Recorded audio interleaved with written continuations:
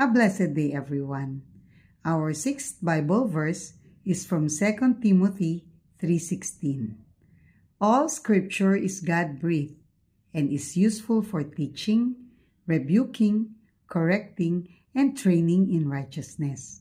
In Tagalog po, ang lahat ng kasulatan ay kinasihan ng Diyos at kapaki-pakinabang sa pagtuturo ng katotohanan, sa pagsaway sa kamalian, sa pagtutuwid sa maling gawain, at sa pagsasanay para sa matuwid na pamumuhay.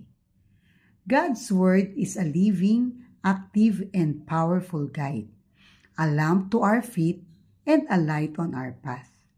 It offers eternal truth, wisdom for our daily decision, and strength for our souls.